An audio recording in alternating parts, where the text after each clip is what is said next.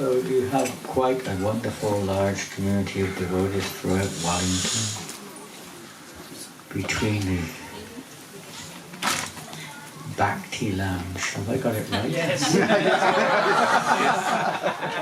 At last. The Bhakti Lounge, the whatever, I don't know what you call everything, whatever it is, but there's devotees here in Sri Sri Gorni Thai Sevites, I don't know what you call yourselves. But whatever it is, there's lots of devotees. I'm wondering, is anyone here from the Bhakti Lounge? Is anyone here? You're from the Bhakti Lounge. Did you distribute a lot of books this Christmas marathon? This Prabhupada marathon? I had to admit that I didn't distribute any, Maharaj. You didn't distribute any. What does that mean? Does that mean you did some? You didn't distribute any. I didn't distribute any. I don't think that means you didn't distribute any. Sometimes we say negative and a negative, it makes a positive.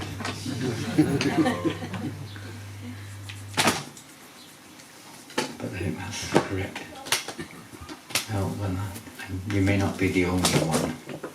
You may not be the only one. In fact, out of however many people are, right, 8 billion, whatever it is, human beings, not many of you, 8 billion, distributed Prabhupada's books during December.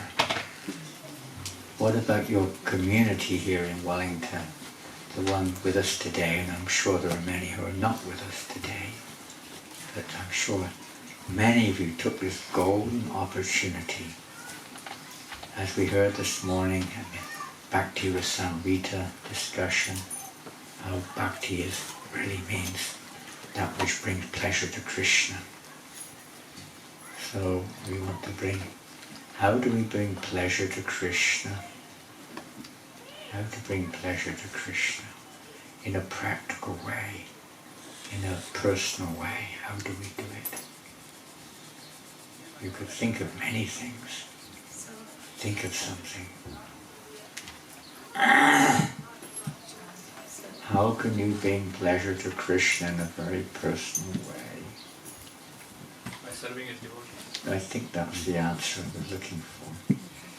By serving his pure devotees, and any devotee, but particularly, of course, his pure devotees, those who are most dear to him. So by serving them, how do we serve them? It's so easy to serve Krishna if we focus on that point really. How do we serve the pure devotees? How do we please them?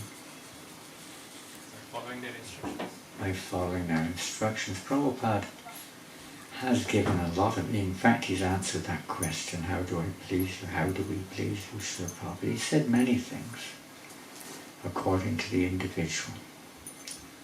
But we can all be whatever our specific relationships are, our services, our natures and so on, everyone can please Prabhupada in different ways, but there's one specific way that Prabhupada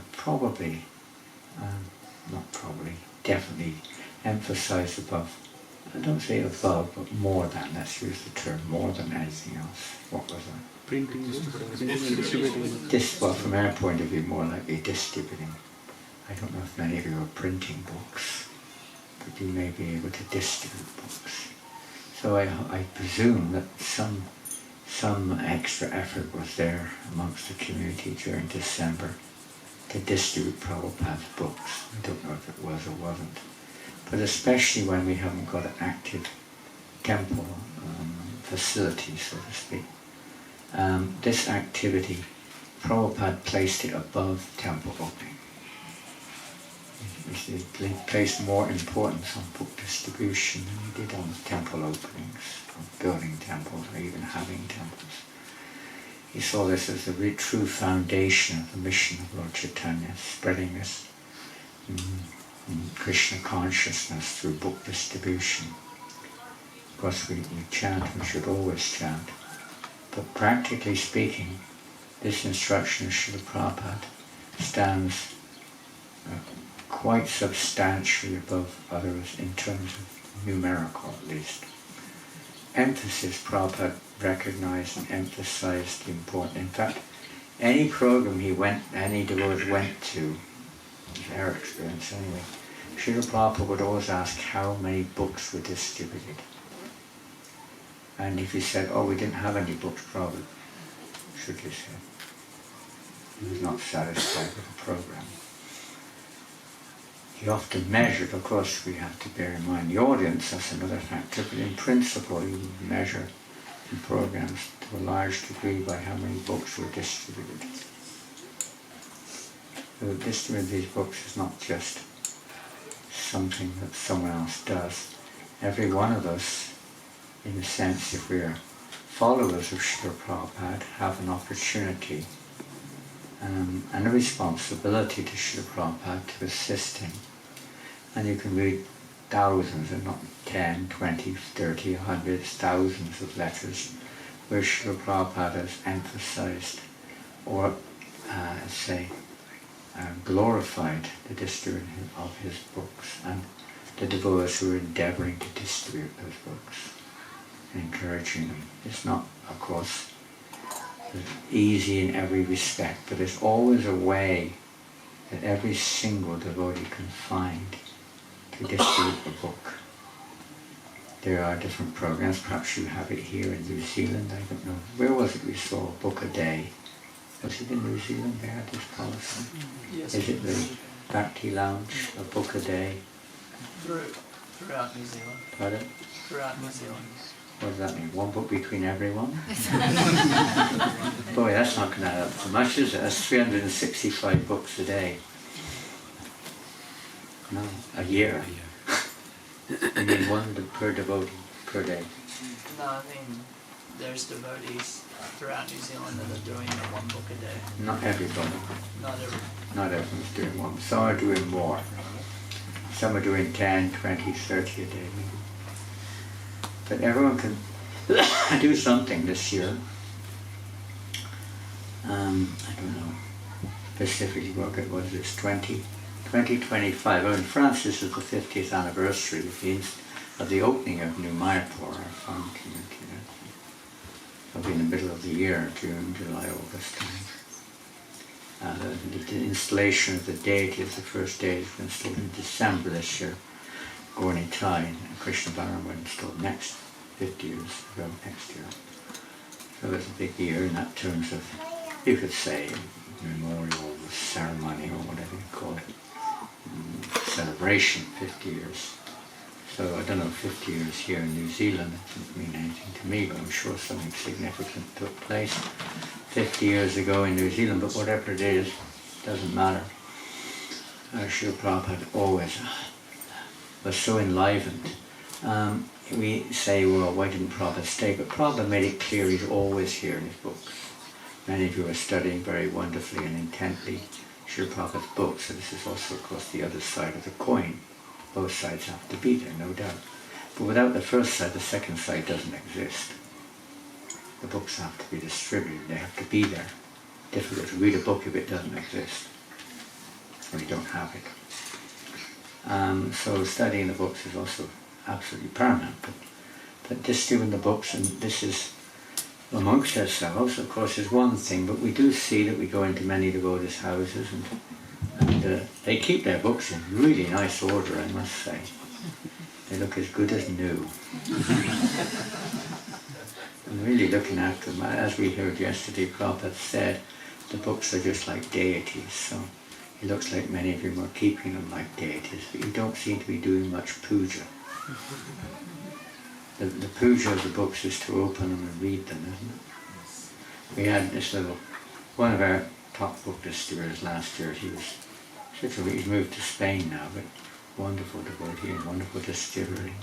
He coined the phrase, if I can get it right now, I've said it for a few months, the street is my temple, the books are my deities, and the public are all the devotees coming to worship the deities.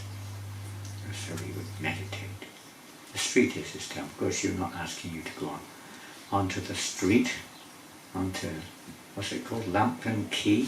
Lambton Quay, Cuba Mall, is it Cuba? Maybe you want to do that, you can. I'm sure there's no law against it.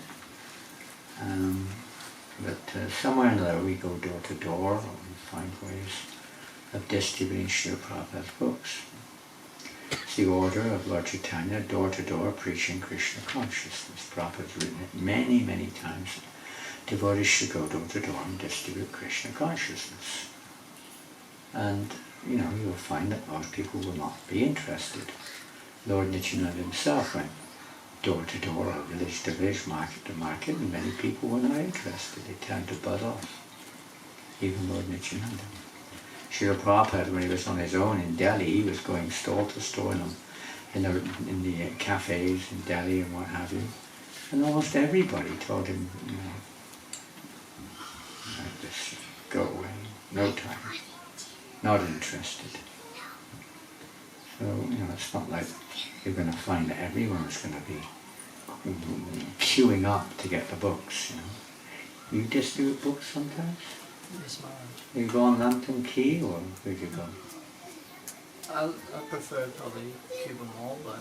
Cuba Mall, okay, you go to Cuba Mall. Do the people queue up for the books? Cuba. I've done books all over the country, Maharaj, and nowhere do they queue up. They don't queue up for the books. They queue up for McDonald's, or I don't know what else you have in this country. We in Paris, in the marathon, we try to go out every single day on book distribution. But we often go outside of this shop. We opened up last year, in the middle of last year, the year before now. Year before's marathon. And what's it called? Krispy Kreme or something? Krispy Kreme, they say in French. Krispy Kreme. I don't know if you have that here. It's a famous donut. Yeah. And they were queuing up, especially the first day, they were queuing up for hundreds of meters to get their donuts. Hundreds, the queue is so many people queuing up for their donuts. It's crazy, huh? Just for a donut, I don't know how much they pay, but they pay maybe 5-10 euros or something.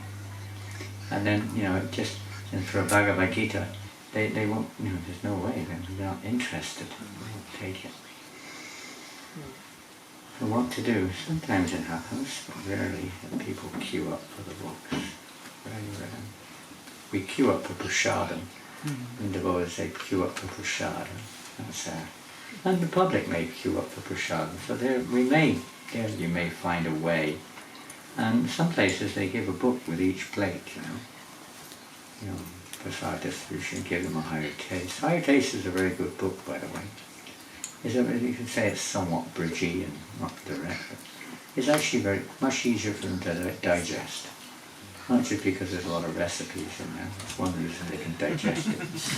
Aside from that, it's kind of quite simple explanatory. It's not too... Most of the books are a little bit high for people, that's a fact. Of course they'll come up to that level eventually, but higher taste of philosophy is a little bit more kind of easier, I find anyway. That's probably other than Bhagavad Gita, that's the most popular French book. The good superior, the higher taste. And I don't know if you have it here, but it's quite a good book.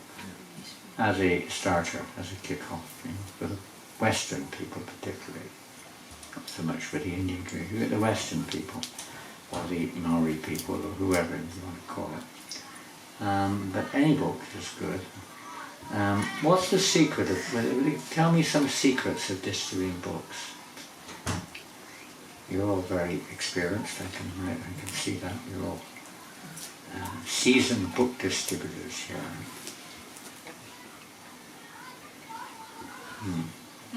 Any secrets? They're so secret you don't want to tell them. You have to keep books. Oh, well, what a revelation. If you don't have books, it's not easy to distribute. Wow. Phew. That's why you've got a PhD. If you don't have books, difficult to distribute them. Is that right? Does everyone agree? Yes, Maharaj. I remember about 3 years ago on one of the, I don't know what it was, it was the Bhadra campaign.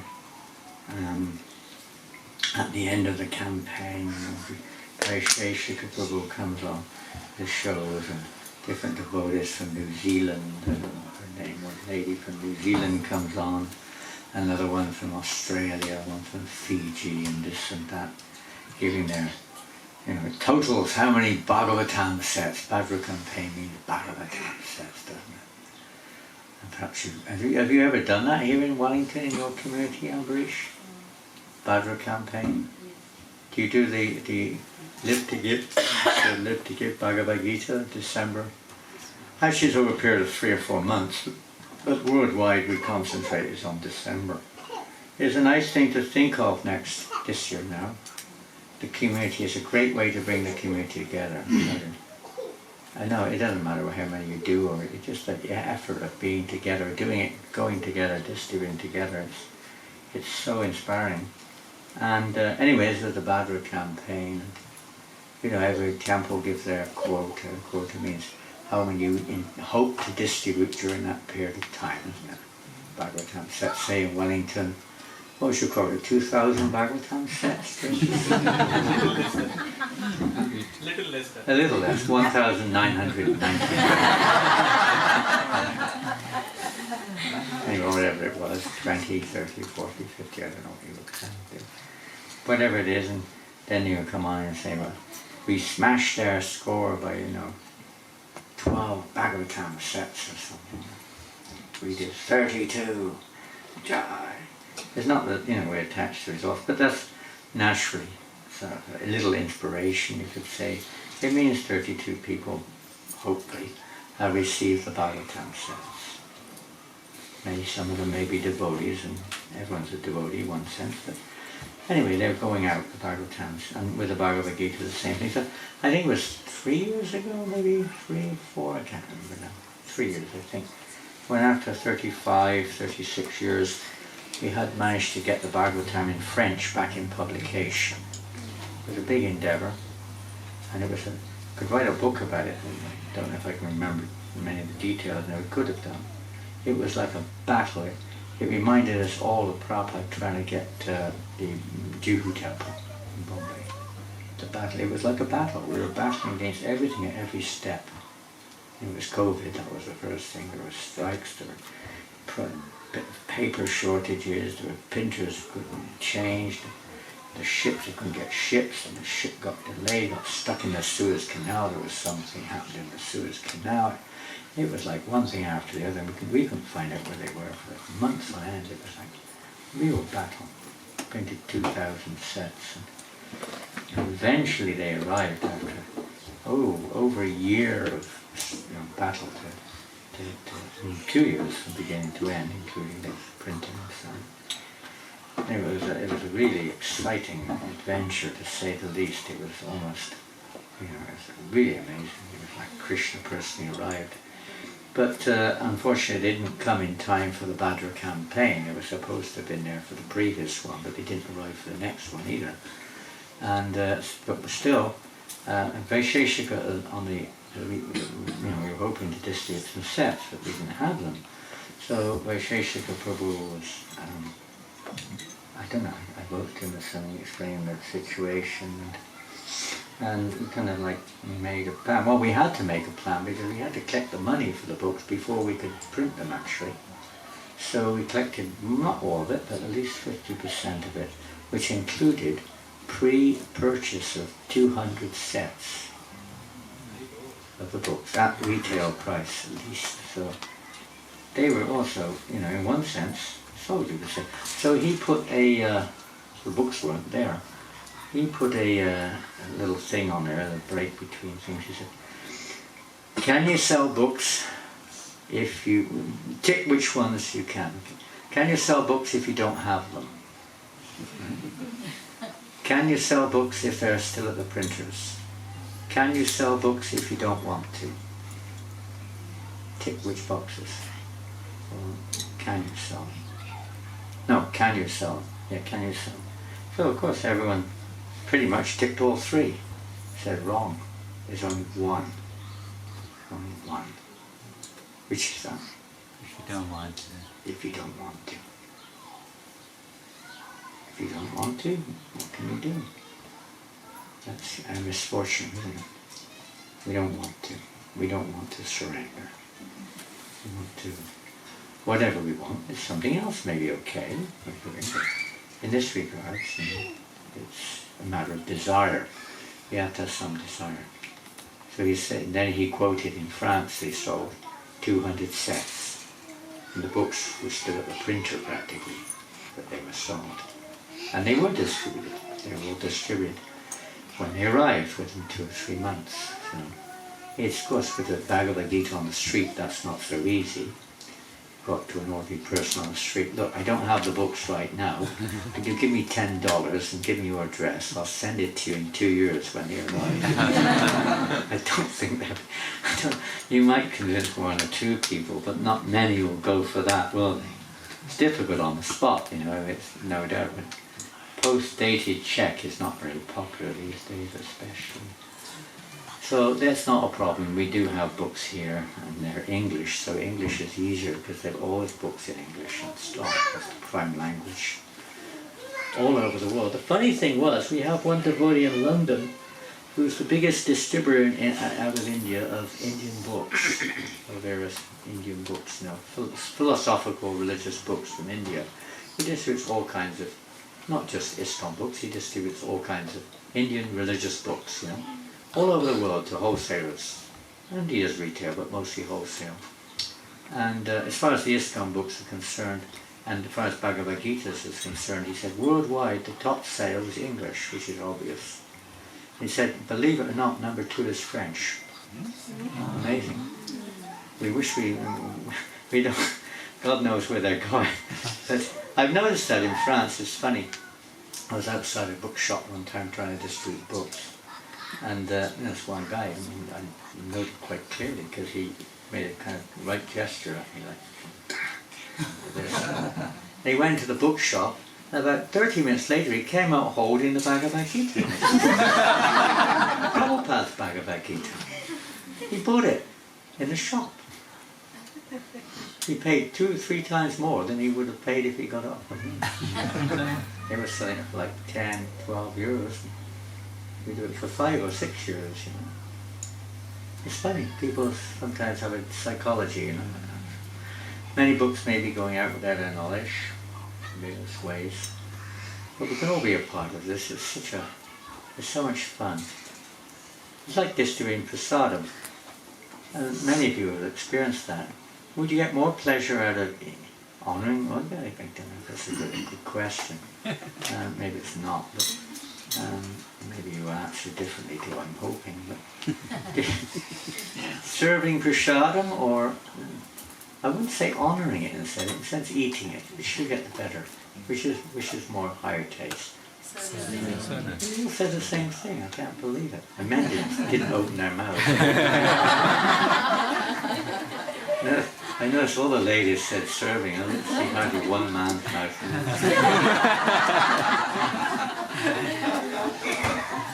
You can see who's the boss of your family here. Your wives have to serve you. I don't serve. They serve. Now I'm sure you all love serving prasadam. It's joy. It's very fulfilling, isn't it? Very fulfilling. When you see someone take a book, and especially if they give it, which is better? I did a little thing that there. A lot of devotees have an issue with, you know, they say we should give the books away and this and that, you know. But which is better? I made a list the other day. I might use it in the future. I don't know, but which is better? That they see the book, that they touch the book, that they hold the book, maybe they read a line from the book, that they take the book away without, you know, just snatch it off your view and run away. Sometimes they do that, by the way. It's not the end of the world.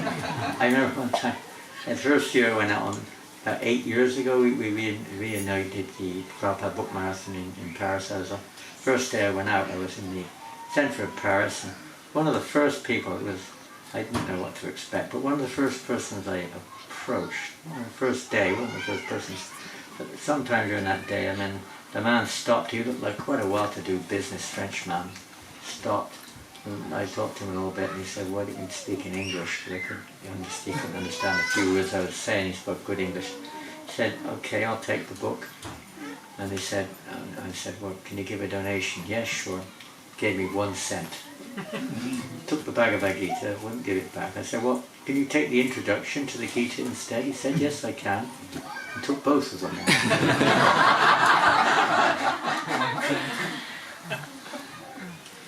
That doesn't usually happen. That's in France. It probably happens more than most places because I don't know. It's France, or whatever it is. But it's just okay. He took the books. He gave a donation. Prabhupada said every cent you give, even if you don't take a book, he says they give 1 cent. 1 cent. You have cents here. Right? 1 cent. They make spiritual progress. Maybe the beginning of their spiritual life. So that's okay. He took the book. He didn't really give much for it.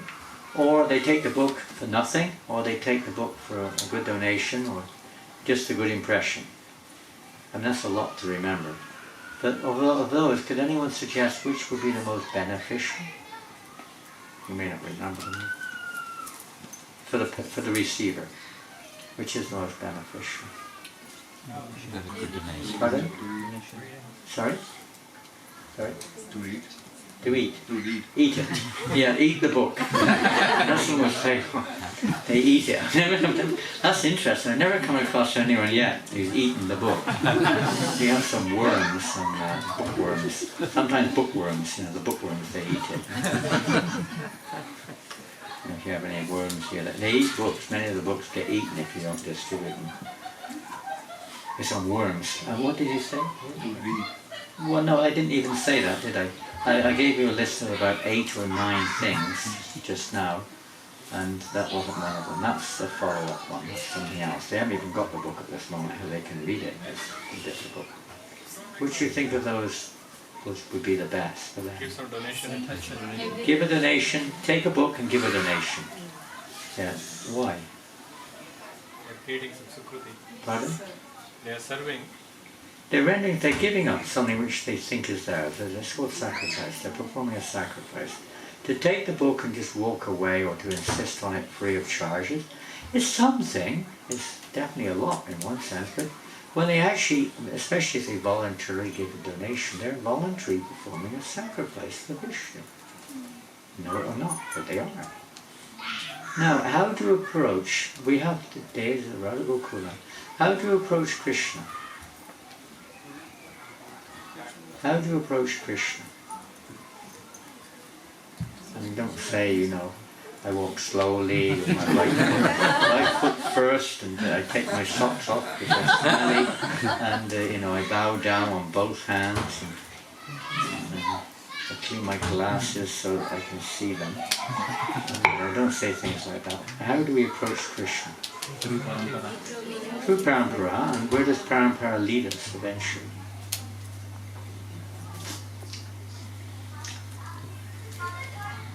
Mummy, who's at the head of the parampara? Radharani. In reality, it's Radharani. She's the real owner of Krishna. She's the boss, really. You can't go to Krishna without her mercy. And, in this material world, or even before this material world, you could say, prior to the manifestation of Purusha avatars is Lord Narayan. And who's his consort? Lakshmi. How do you approach Narayan? Through Lakshmi. How do you approach Ram? It's always through his energy, isn't it? Even chanting Hare Krishna, isn't it? You don't just say Krishna, Krishna, Krishna, Krishna, Rama, Rama, Rama, Rama. We do if you're near Hamilton. Between Hamilton and Auckland, you say Rama, Rama. And in South Island you say Hari Hari. In a town called Hari Hari in the South Island. So we approach through Hare. Don't forget we're approaching Krishna when we chant the Maha Mantra. But through Hare. Hare is Radharani. I don't actually understand all these English technical vocative sense and this and that. But all we know is that we're approaching Krishna through the mercy of Radha. She is the manifest personification of the Lord's internal potency. So we can't go through. So if Krishna, the book is Krishna, right? We hear this. It's not different. And Lakshmi, if we don't go through Lakshmi, how can you understand Krishna? If you're not willing to give something, how do you expect Krishna to give something to that person? He's very merciful, and the pure devotees are very merciful, so he does. But if that person gives something, it's like they're actually approaching Krishna. They think that Lakshmi belongs to them, don't they? They seem to. They seem to think it's meant for Krispy Kreme or at McDonald's or Tui. Where's our Tui man? Where's Mr. Tui? There he is. Where's Mr. Spate? He didn't come. If you don't know what these are local delicacies in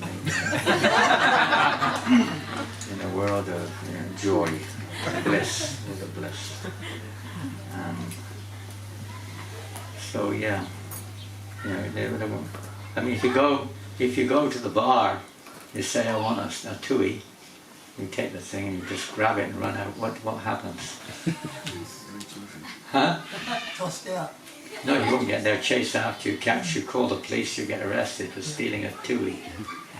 Right? I've seen it regularly. I was on the book marathon just now. I don't know if you were with me that day. Down at Tiki Rose, another place we go. There's a restaurant called Tiki Rose. It's very popular. Cross-Putnam meeting place there, central Paris. All of a sudden, all these people are running past me, and after this, one guy has got these bags, and then he grabbed him and dragged him back to the shop. He was a shoplifter, and he just pinched all the stuff he could get his hands on from the shop. And all those shop workers were running out to catch him. Probably his mate went into the shop once they rolled out and pinched everything and went the other way. They sometimes do things like that. They're very clever. But anyway, people. It's illegal, isn't it, to take things without paying? I don't think is it okay to do that? I don't think so. You have to pay. It's just the way things are. It doesn't belong to you. I can't go next to a neighbour's garden and start taking things out of the garden. Is that okay? No one's left. They're sitting there, aren't they? I mean, if a baby goes over, that's okay, or a dog goes over and have to go at the cat or something, you might chase it away. But if you go over there and have a go at the cat, they're going to call the police probably, right? Can't do that, or steal there. Oh, we need a new, they got their washing machine, so we need a new washing machine. There's one just over there, it looks pretty new, go and get it. Next to the neighbour's garden outside the back door. It's illegal, isn't it? It doesn't belong to me. It's not mine, it's not my quota. And ultimately, as we were discussing this morning, what is sin? Everything, claiming anything is mine, is a sin. Anything. Remember, even your false teeth.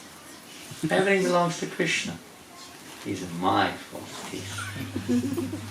But ultimately, everything belongs to Krishna. Anything we think is mine, that's sinful mentality.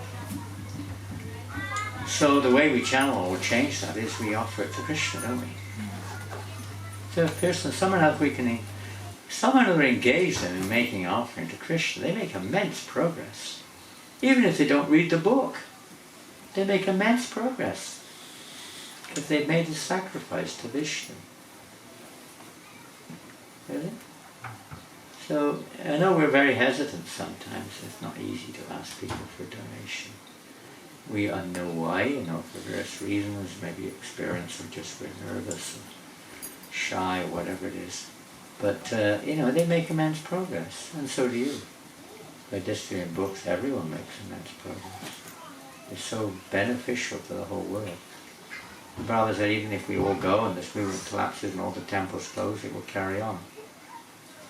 Mission will carry on through the books. They're alive. And pretty much many of us, I don't know about yourselves, you're coming from mostly a different culture, but most Westerners, their first conviction was through books. I don't know how anyone in this room had it. That was my first connection, was through the books, and that was before there were books practically. There were books, but they weren't available at that time in England. They only had magazines, Back to Godhead. Back to Godhead was our main propaganda. You remember those? Goswami, the old days, English Back to Godhead. Yes, yes. You were in action during the latter stages of the Back to Godhead. At one point in time, we were distributing 1 million Back to Godheads a month. 1 million a month, worldwide. Which meant basically just in 5 or 6 countries, because Krishna consciousness was hardly present outside of Europe, North America, Australia, a little bit in New Zealand, practically nowhere else. There was nothing going on in India hardly. I mean, it was, but there was no book distribution. No Indian devotees, 2 or 3. Only Westerners in India. All the temples were manned by American and European devotees, a few Australians. Bombay, Delhi, Vrindavan, it wasn't open, but the doors were there. Mayapur, same thing. All Westerners, 1 or 2 Indians. Not this, of course, it's changed as it should do. And countries like, Africa were a little tiny bit, more or less untouched. In Japan, 1 or 2 devotees. Eastern Asia, nothing. South America, a little bit, not much. It grew during the later part of Prabhupada's presence. In the early times, no. 1975, 1 million Back to Godheads a month, plus maybe 200,000 big books, I don't know, hundreds of thousands going out. In England, we had 70 full-time book distributors going out every day on book distribution. Things were really pumping, especially doing a Prabhupada book marathon. Everybody would be into it, everybody. Now it's different. We have 99% devotees live outside, like yourselves, families, workers, gentlemen and gentlewomen, which is wonderful. It's wonderful, probably very pleased to see. And there's not so many devotees living full-time as we used to in the temples, no doubt. So mostly the book, it's like Vaisheshika Prabhu is in a place called San Jose. Have you ever been to San Jose near San Francisco?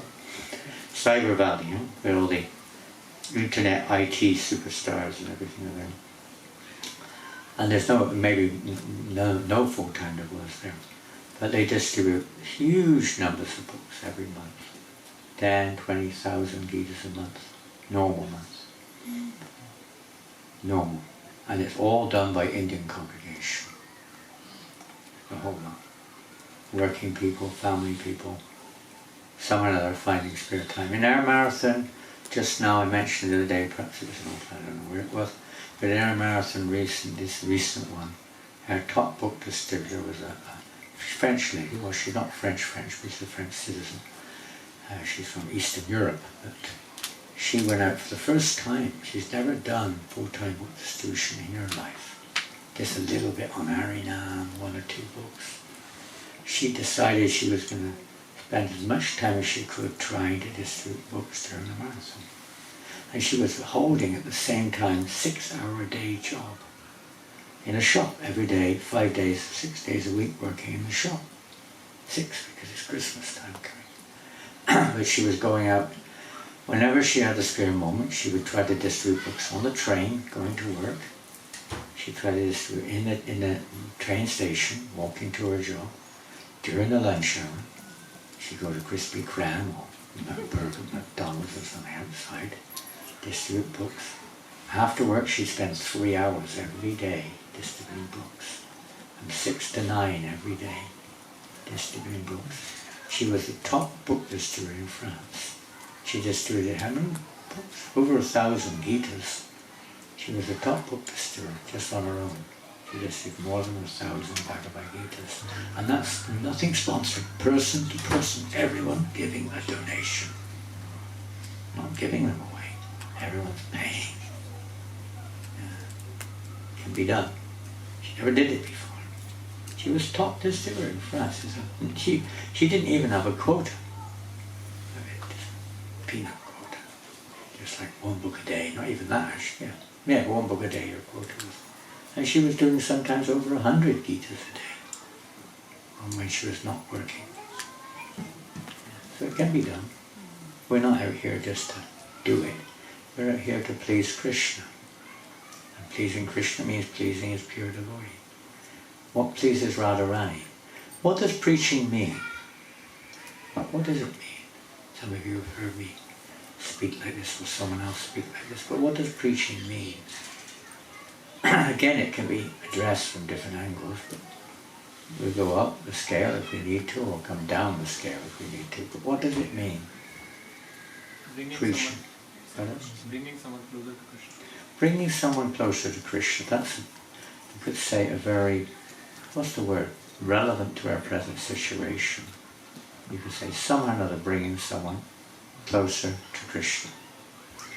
And you could say other things, acting, showing by example. You could, but all this is for the same purpose, you know, trying to encourage others to come closer to Krishna. Why? Do you think Krishna's lonely or something? He's like never satisfied or what? Does it really make much difference to Krishna? Oh, there's suffering, we can say. Okay, that's true, that's definitely. From our perspective, probably the general angle that people are suffering, the world's in a mess, and we want to try to do our little bit to try to help people and help the world. Fair enough. Anything else? Karen? You came up from Hamilton, or down? Up or down? Depends which way you look at it, isn't it? Up. He came up from Hamilton. Yeah, we're higher above sea level probably than Hamilton. I don't know. You came by car, plane, train, or hitchhike, walk, bicycle, whatever you come. You came in a car. Good. Good. So anything else about that? Any other angles of vision? What does it mean to preach Krishna consciousness? And what do we do it for? We've kind of got a pretty reasonable understanding on the practical level which we're on, to bring people closer to Krishna, to help the world situation, to alleviate the suffering of humanity and others also. Okay, that's the intentional purposes. Is there anything aside from that, or is that enough? It pleases Krishna Maharaj. Okay, that's another one which is accessible to our experience, to please the spiritual master. That's a very important point for spiritual. That if it doesn't please the spiritual master, there's not much point, is there?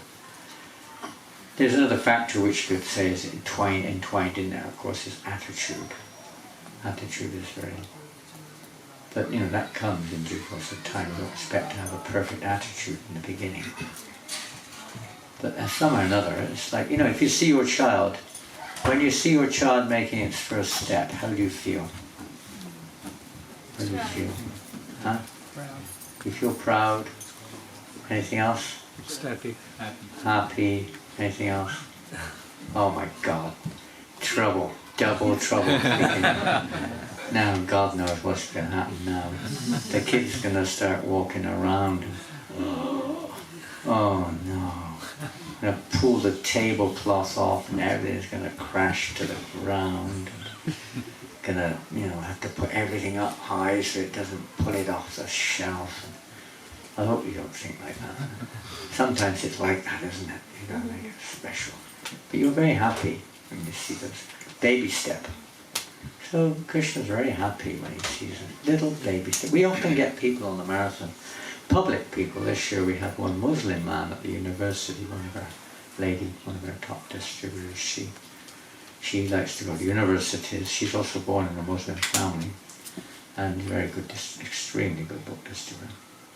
And she even got this Muslim boy, university student, alongside her distributing books. You know, he just got fired up and started distributing Gitas as well. So sometimes that happens, but not very often, but amazing good fortune. Anything else on how we can, what is preaching, and how is it connected to Krishna? Yes, Mata? make people aware the value of human life? Yeah, it's related to, of course, uplifting society, benefiting people, benefiting society, helping them to understand the purpose of human life and hopefully come to a better standard of life, more morality, even if it's not spiritual. Something like that. Okay? There's another factor, isn't it? What pleases Radharani the most? What pleases Radha the most? Pardon? If Krishna's happy. So she's always thinking how to increase Krishna's pleasure, isn't she? And what does she think in terms of, let's say, why Lord Chaitanya, of course she's Radha and Krishna, he came for this reason in some ways externally. What is she thinking? Who are we? Let's get down to who we are then. Who are we? Bhagavad Gita, 15th chapter, what verse is it? Manju? No, what's it? Mame Vaksa Jiva Loke. 15 what? The 15th chapter? Pardon? 7. Huh? 7. Look it up. Manju Yoga. No. Mame Vaksa Jiva Loke, Jiva Upas. Look it up. Someone look it up in the Gita quickly. Come on, where's your Gitas? Where's your Gita? Yeah, he's got a mobile. Where's your Gita? Don't you have one in the house? No Bhagavad Gitas? Only mobiles now. I've got the Bhagavatam, you bring out the mobile phone. 15.7. See? I was right, 15. I was going to say 15.8, but it's 15.7. 15.7. And what does it mean? What's the translation? The living entities in this conditional world are my eternal fragmental parts. Due to conditioned life, they are struggling very hard with the 6 senses, which include the mind. Okay, you've got two things there. One, the first point. What was the first point? Somebody heard what you said, you don't have to repeat it. Somebody tell us what he said. We're part and parcel of Krishna. What does that mean? We have the same qualities like him, but not the quantity. Okay, you have similar qualities to the Lord, maybe not the same quantity, but similar, most, not all, but mostly similar qualities and in small, minute quantity. Now we take the body unit. What would be a part and parcel of your body? Hands. Pardon? All limbs. A limb, that's a pretty big part and parcel, isn't it? Get down to a smaller one. Pardon? Nose? Blood. That's a pretty intense one, isn't it? The eye. The eyes. Oh, yeah, these are big parts and parcels. Even one hair is a part and parcel. Ladies, if you lose one hair, are you joyful? You see your hair falling out, are you happy? Or the men, if they see it going grey. Ladies' hairs don't go grey so much quickly as men. But, you know, I bet some of us are grey. Why don't you dye your hair, you know, look like a beautiful young man. And enjoy the world again. But it comes with a side effect. Huh? It comes with a package. But what does?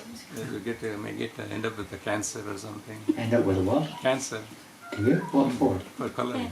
Really? Yeah. Boy, I better not stop dyeing my hair then. I'm dyeing it grey, so I look old.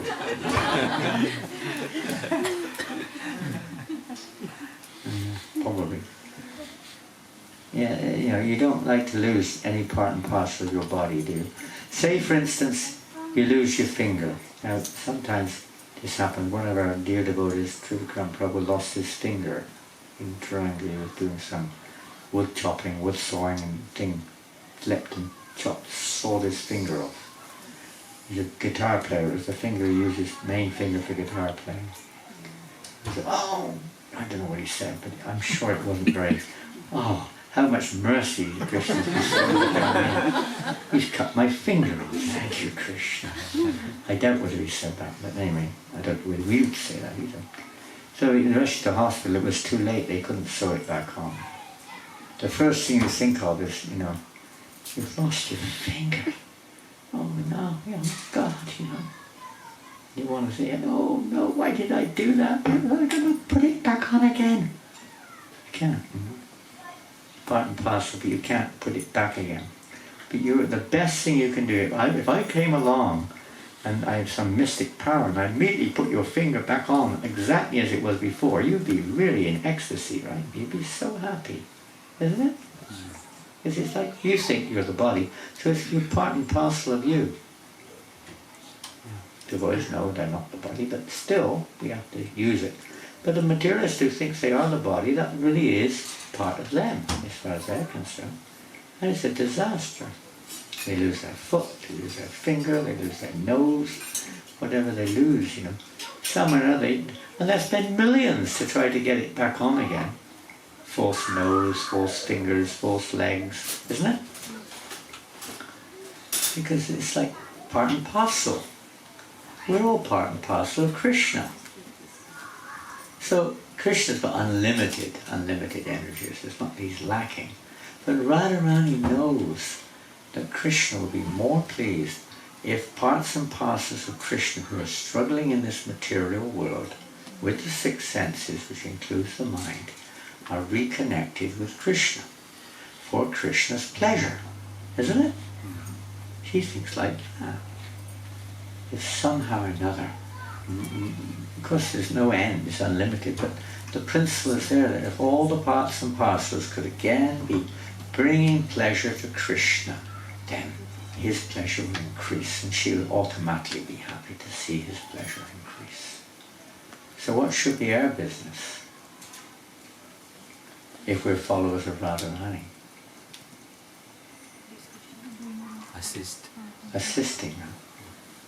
So preaching really means to bring satisfaction to Radha, to please Radharani.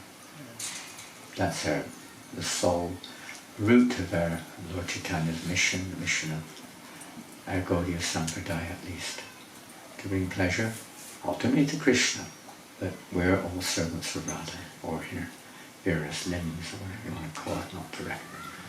We're following in that mood of reconnecting all the living entities to Krishna to bring pleasure to Radha.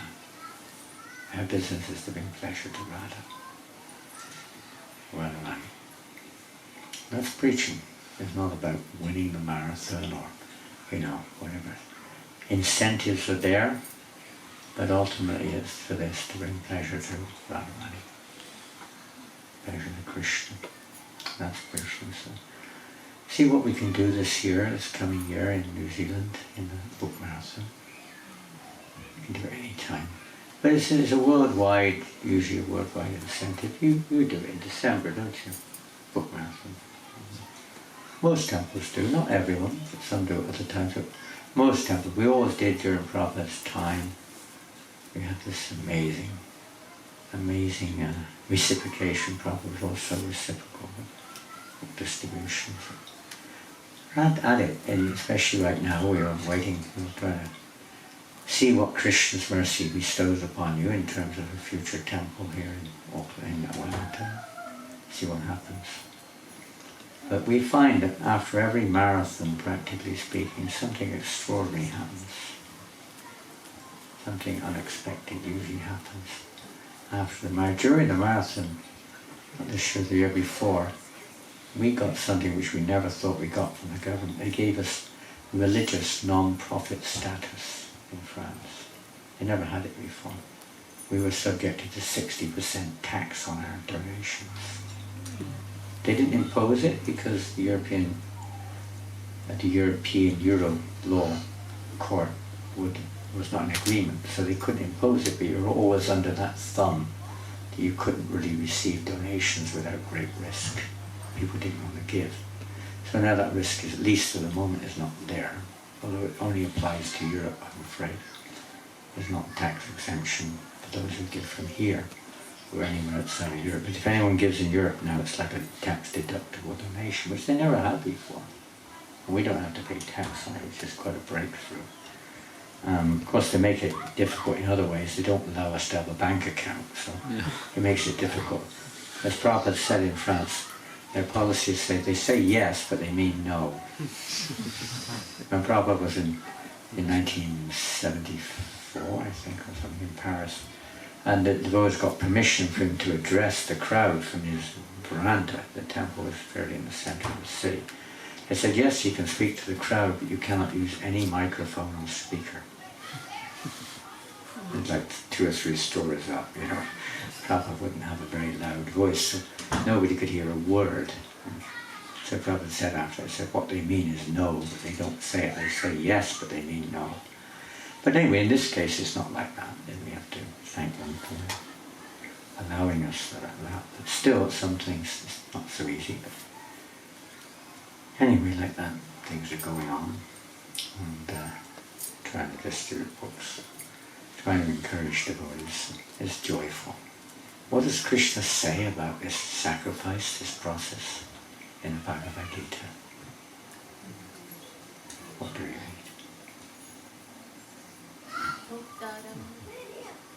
Oh, that's you could say is a bit of sambandha, isn't it? A bit of basic knowledge, bhaktam yagatapasam, sarvaloka maheshwaram suridam sarvbhuttam gyatvam shantimachiti. But that's more kind of sambandha.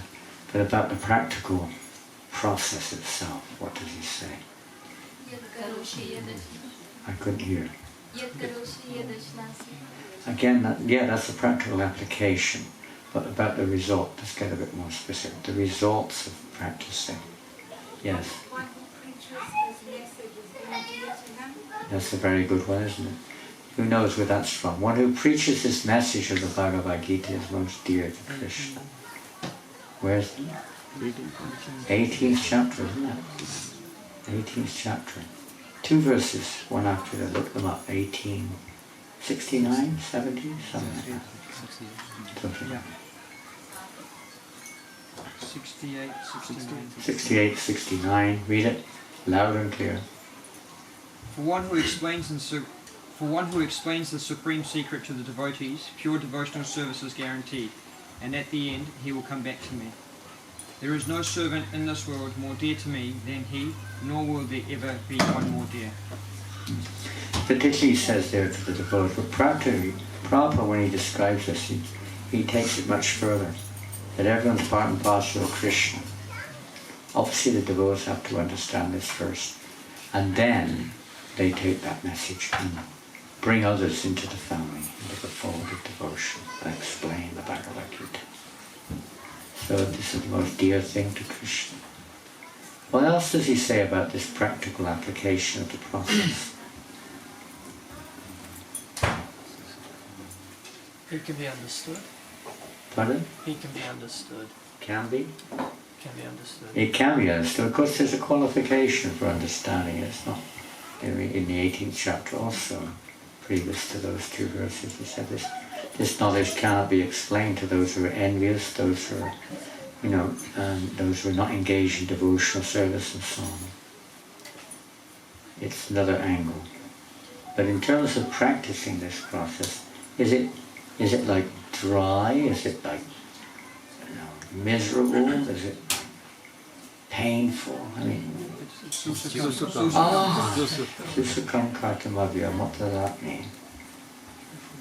Joyfully performed. Joyfully performed.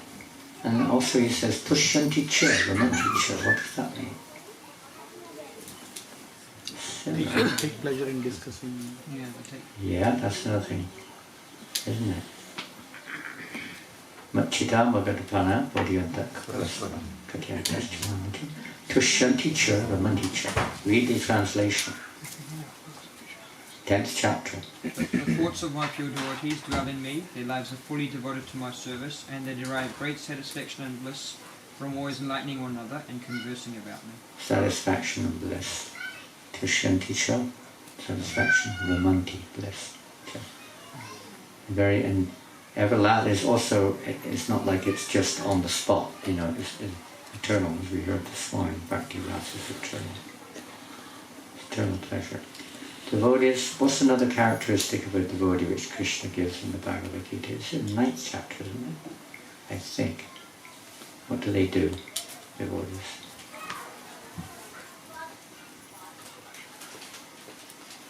There's 2 verses, one after the other. Satatam.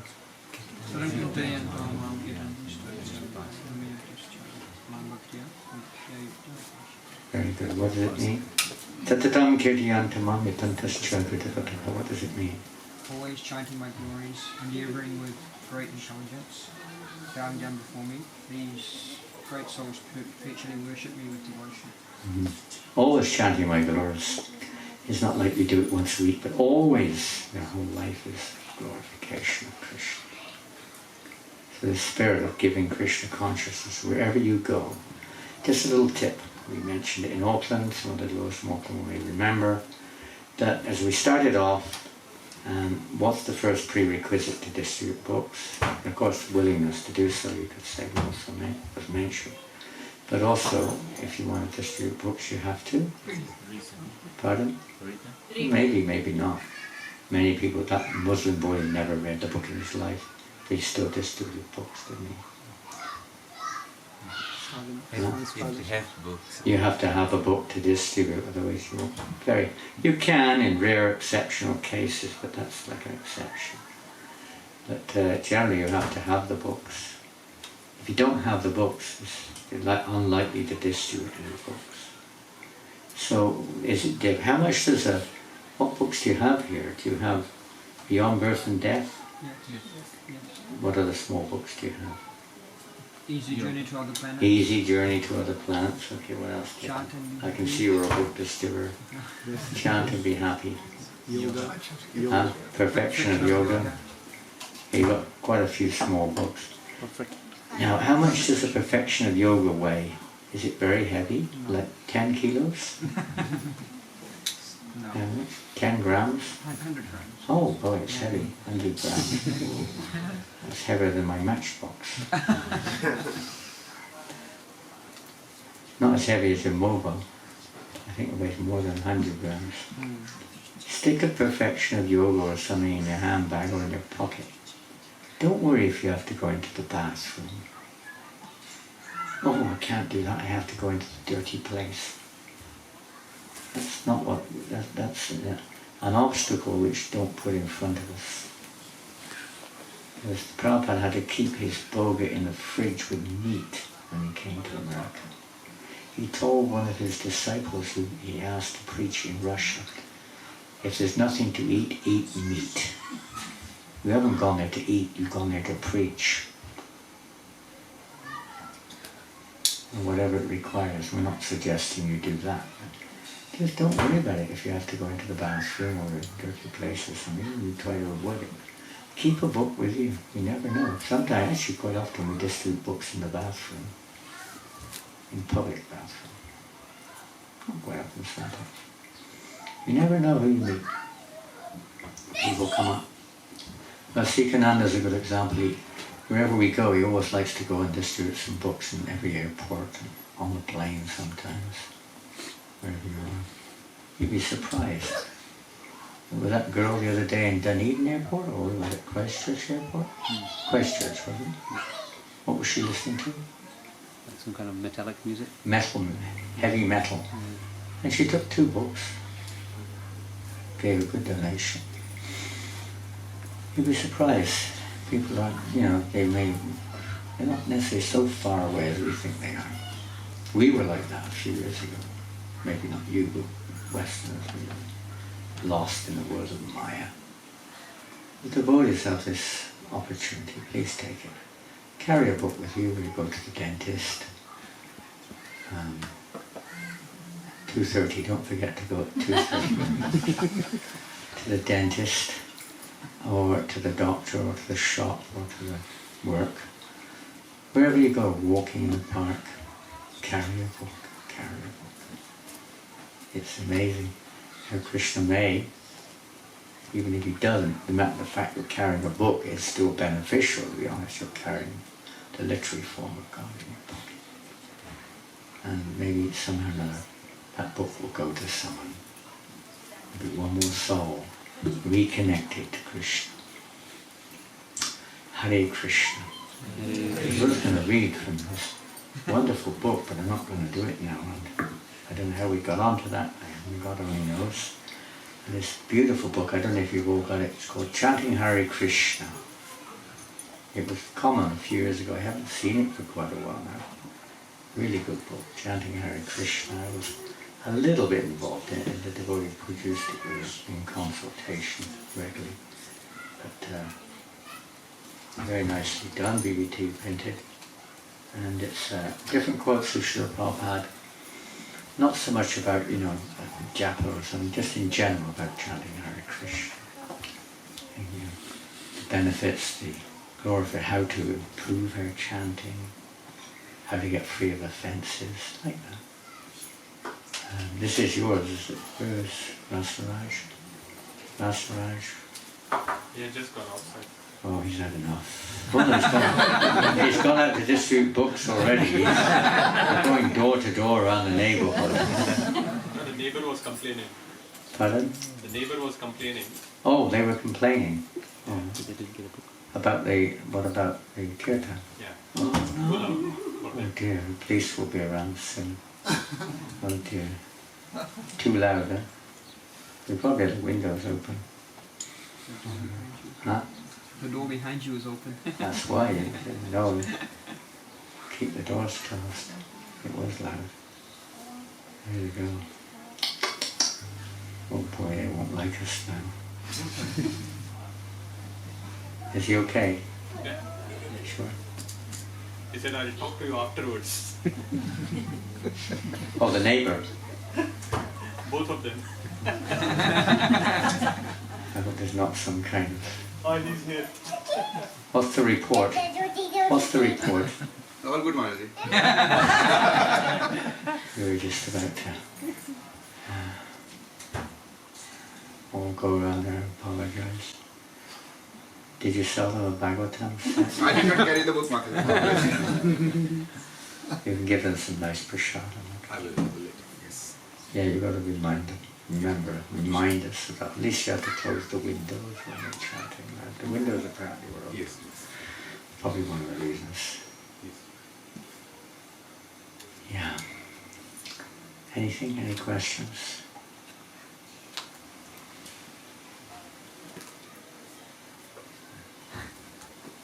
I'm just wondering in terms of preaching and the impact on ourselves, as how it helps to grow as a devotee. Grow? Grow. How it helps us to grow. Because it's easy to become mechanical in our sadhana, but when we're trying to cultivate others, then it is an opportunity to see, and it is a sense of giving and sharing, and also reflecting on where we are to help us grow. It can be a step out of our comfort zone. We want to advance in Krishna consciousness. We all need a comfort zone, but to advance we have to also be willing to step outside. You like a chair? Chichirani, you like a chair? You sure? You look like you're in pain there. Don't force yourself. Yeah, we have to make that little sacrifice and push a little bit beyond our comfort zone. That's surrender. It's not very, it's okay, it's definitely not wrong to surrender within our comfort zone. In other words, we want to do just what we want to do in Krishna service, so to speak. When it comes to mechanical execution of devotional service, Prabhupada uses the term mechanical more in line with offensive chanting rather than some kind of machine chanting, or just mindless chanting. This offensive chanting is generally termed as mechanical. We all know that we have to rise, or we have to be aware, we have to go out of the offensive stage, no doubt about that. So when it comes mechanical, like you're saying, you stick to it. It's like, you're chanting, if you're chanting japa, many of you are chanting japa, and many of you may be chanting 16 rounds, and some of you may be chanting more. But quite often, when you reach 16, that's it, isn't it? Finished. Well, Bhaktivinoda Thakur calls that mechanical chanting also. That you kind of like, you're putting a kind of cap on things, restricting. It's almost like rigid, kind of too rigid in that sense. So in the beginning, that's necessary. There's no doubt about that. To what degree it's necessary, and that may be still going on after some time, and other services may be evolving or growing, which is good. But in terms of going forward in our chanting, what would be an example of let's say, Krishna, we understand we should be chanting with love. Prabhupada said quality in chanting means with love. It's not some kind of mechanical control factor. That, we've mastered the pronunciation and we're forcing our ears to hear. That can be good, but it doesn't necessarily, your attitude might be rotten. You might be developing intense pride at the same time. But in principle it can be a good thing. Prabhupada said we should try to pronounce, we should try to hear, so it's good, expose ourselves and so on. But in terms of love, what would be an indication that, can you think of anything where we can work towards chanting with love? Get a little bit off the mechanic, because when we start moving in that direction, you can start advancing. If we only want to stay on the platform of minimal Vaidhi sadhana bhakti, then the results will be very slow, and sometimes overwhelmed because of the association we've got. They might even dwindle rather than grow sometimes. How can we go forward?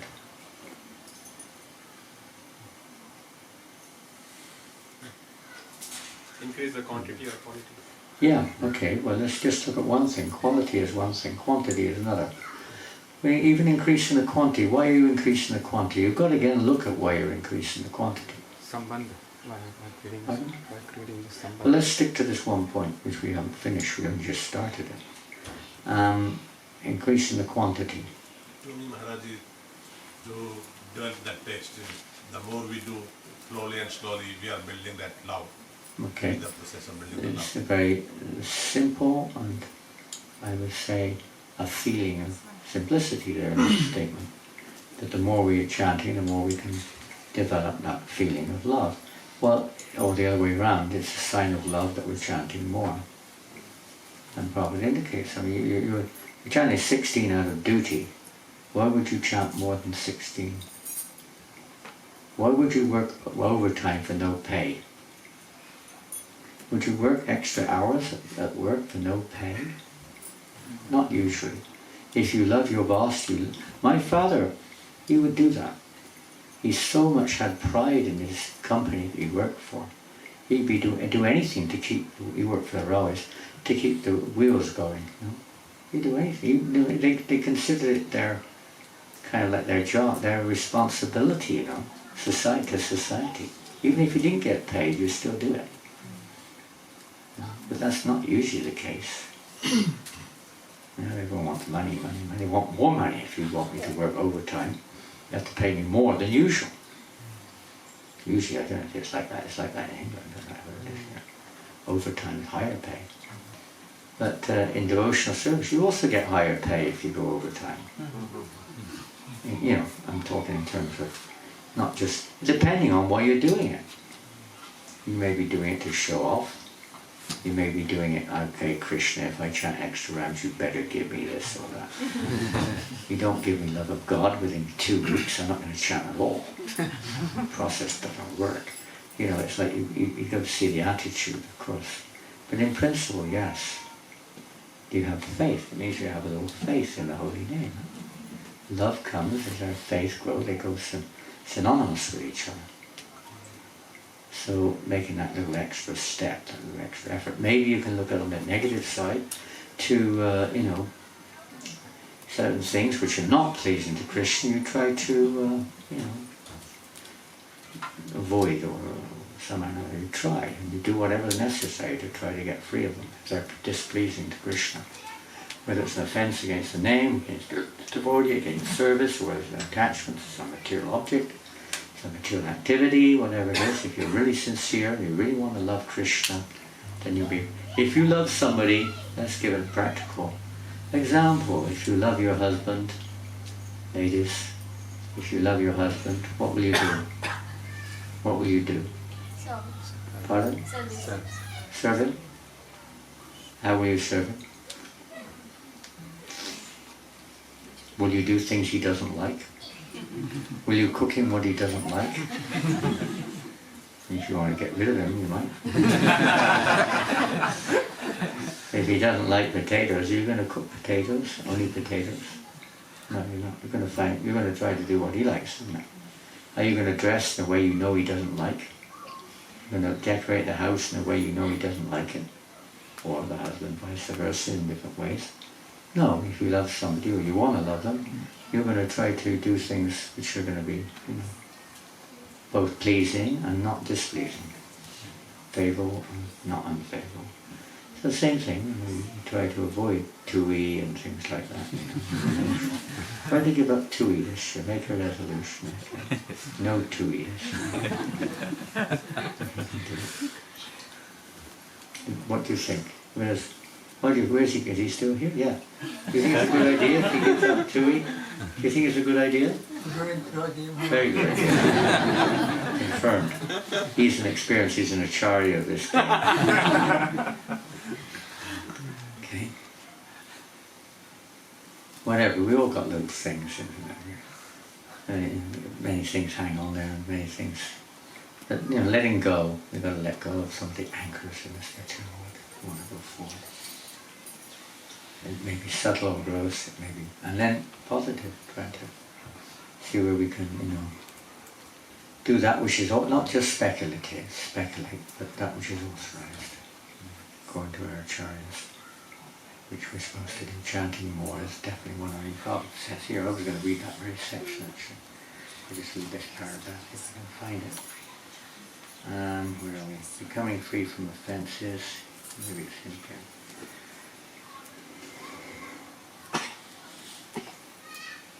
I'm not sure if this is what was going to. It is recommended that even if one commits offences, one should continue chanting the holy name.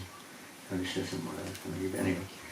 In other words, the chanting of the holy name makes one offenceless. In the book Namakamudi, it is recommended that when is an offender at the lotus feet of Vaishnava, he should submit to that Vaishnava and be excused. Similarly, if one is an offender in chanting the holy name, he should submit to the holy name and thus be freed from his offences. One should be very humble and meek to offer one's desires and chant prayers composed in glorification of the holy name, such as Ai Mukta Kulayar Upasya Anam Nivritatarshu Bhagya Manat. One should chant such prayers to become free from offences at the lotus feet of the Lord. That wasn't what I was going to read, but in another place, maybe here, I don't know. Prabhupada says you should chant more, not less, more. So, but here he's saying that one should be very meek and offer oneself to the holy name, submit oneself to the holy name. What would you say about that? What does that mean, submit yourself to the holy name? Is it about trusting that the holy name will help us? Could say that, yeah. Anything else? To have full faith in them. Have faith in the holy name. Simran, very similar, yes. Without ego. Pardon? Chant without ego in the chanting. Without ego. Well, definitely, if we can do, well, without false ego. It's kind of getting a little close to what I was saying.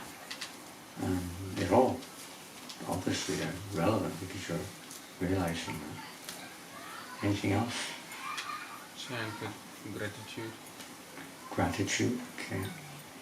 Where were we going here? What was the question? We lose the point if we're not too careful. What was the point? How to submit to the holy name. Oh yeah, how to submit to the holy name, okay. Dual thinking that only Harinam is the answer for all the problems and going back to Buddha. Further elucidation to the points already mentioned, they're more expansive. Anything else? Knowing that holy name is non-different from Krishna. Who said that? Sharadya. Thank you, Saradya. What does that mean? Holy name and Krishna. That's like a statement which we say, but what does it really mean? Holy name and Krishna are one and the same. That's true. What does it mean? That they're the impersonal Brahman or something? Or You're chanting in front of Krishna. we're chanting in front of Krishna. Go further. Both these are very connected. Being attentive. You're associating You're with Krishna. associating with Krishna. More? Being attentive while chanting. Being attentive, that's another thing, of course, that's another aspect. But in terms of where we're going here with these 3 or 4 statements. Dances on your tongue. Pardon? He dances on your tongue. If you're submitting to a person, what do you do? Praising. Serve them. Be attentive. You may be anything, but what's the first thing? Do it. You want to submit to a person. Closer. You have to go closer to the person. You have to approach the person. You don't just pick up a picture and say, I'm sorry. You don't just say it into the wind. You don't have your back to them when you say, I'm sorry. They're a person. The name is a person. Person. Person. Not just a mechanical exercise. We're talking about the most personal of persons, the most personal relationship here. You have a personal relationship with Krishna. And he's making himself personally available in this form of Namarupa. Being a little personal in our relationship with the Holy Name. Then things like attention, gratitude, respect, they all come in. It's not just a mechanical kind of thing. It should be with genuine repentance, a general feeling of repentance. Repentance isn't just some weekly affair that you do in front of the priest or something. There's an inner feeling within the heart. A deep, saying, and gratitude on the positive side, on the other side, a deep feeling of, I don't know the word to use other than repentance.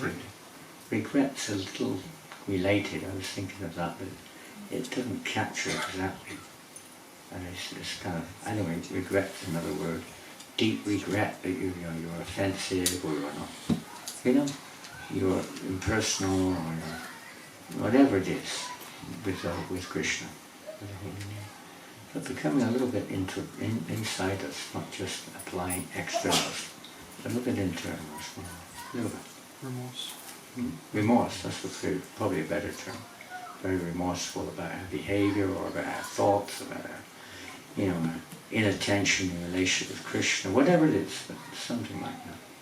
And it's not just a one-off thing, but it will become a real feeling. And that's why we see when we sing the songs of the Acharyas, how Bhaktivinoda Thakur, practically, many of his songs are in that mood, aren't they? A repentant mood.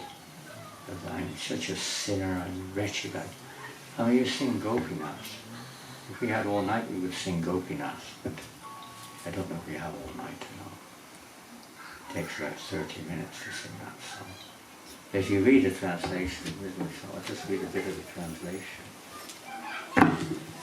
Such a beautiful song, isn't it, Gopinath?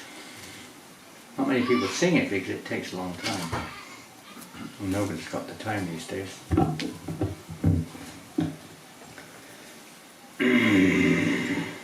Gopinath. Kalyana Kalpatru, Part 1. Gopinath, Mamani Vedana Shuno, Vishaidra Jana. The window's closed. Make sure the windows are closed, please.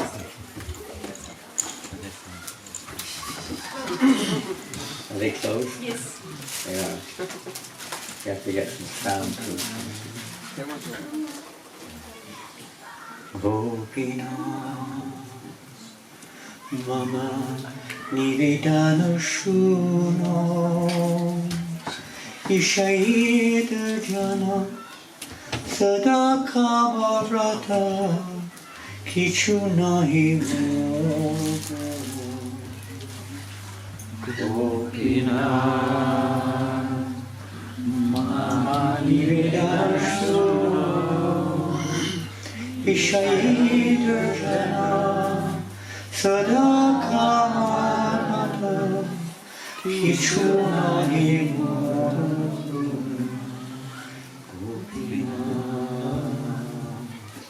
Gopinath,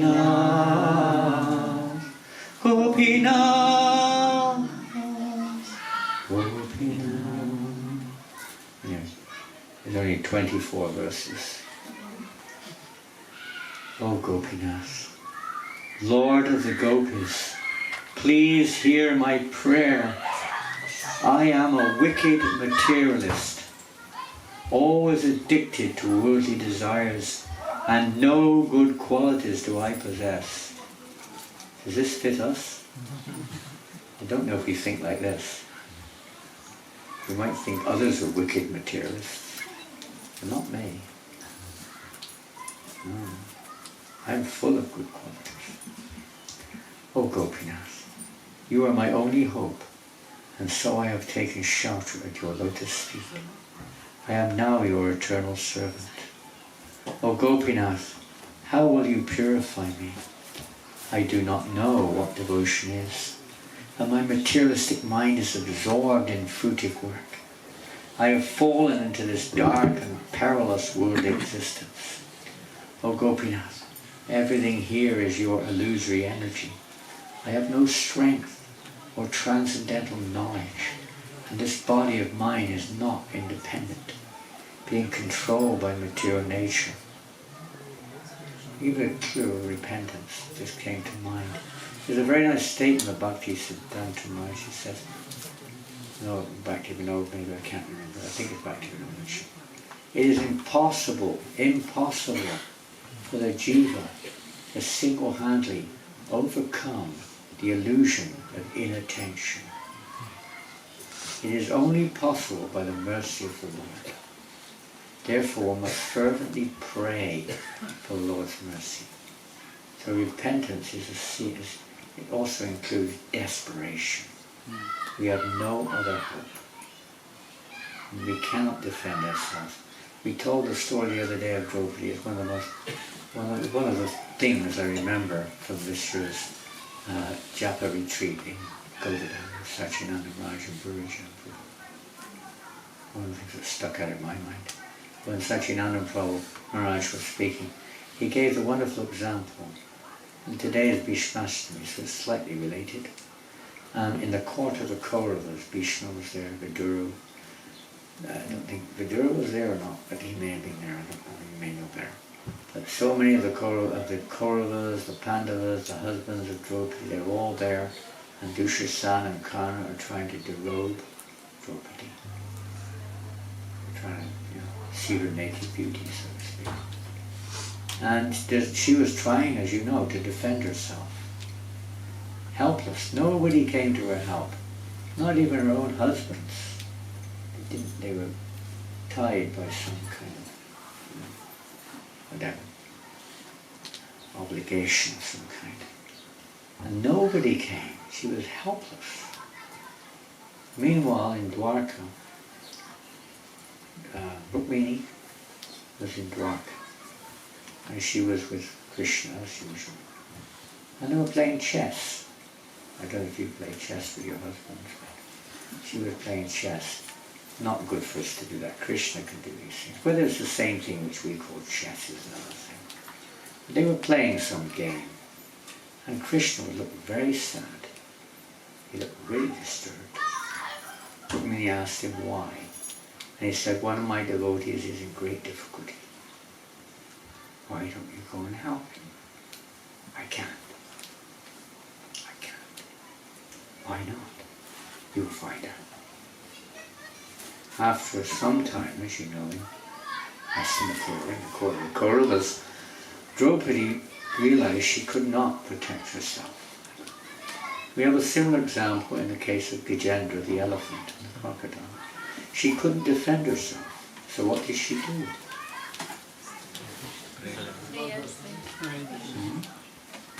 Offer the Offer flower. prayers to Krishna.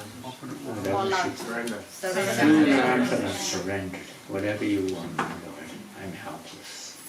Do as you wish. Allow whatever you wish to happen. I'm helpless. Immediately, Krishna went. On the spot. So it's related to that as well. And we really mean what we're saying, not just saying it mechanically. It's a good start, but it's not enough. There has to be the genuine sincerity within our heart to come to that point.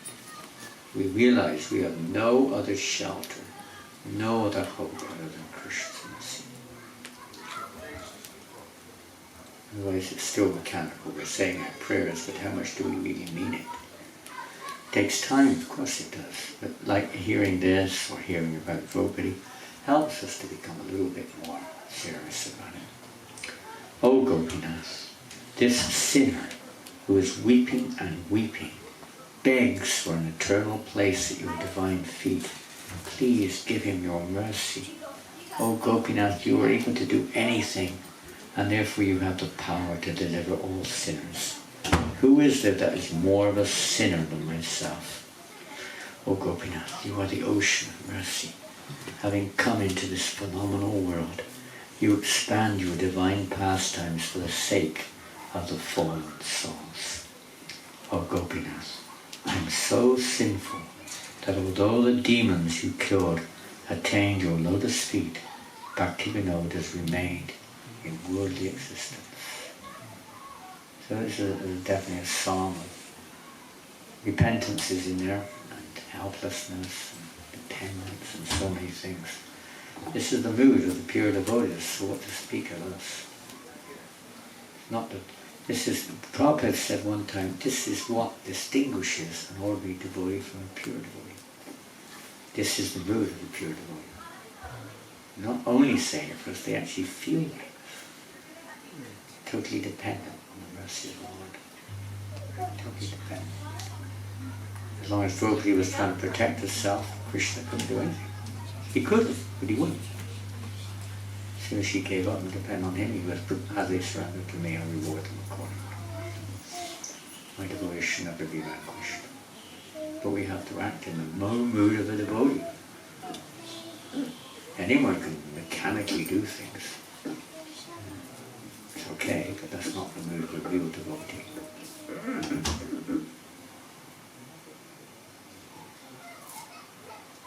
Okay, it's 8 o'clock, believe it or not. And you have to, Radha Gokulananda are eager to get back to the tent, I think. Can't wait for their tent. You got their sleeping bags ready? Attentive chanting. Pardon? Attentive chanting. Attentive chanting? Yeah. You said tents. A tent. A tent. That's the secret has come out. This is the secret. This is the secret of all secrets. You have to get a tent. Attentive. Then you can chant attentively if you have a tent. Okay, you got it. I never knew. I didn't know that. I know what I mean. This is it. I live in a hut. You live in a tent in hut. You're in the best place there. I'll put a tent in my hut. That's what I'll do. I'll have attentive chanting. If only. That was better than 2:30. Hare Krishna, Guru Krishna Prabhupada, Hariam Sankirtanam Ki Jai, Transcendental Book, Distribution Ki Jai, Haribo, Shri Prabhupada Ki Jai, Go Premananda, Haribo, Hare Krishna, Janananda Goswami Maharaj ki Prabhupada.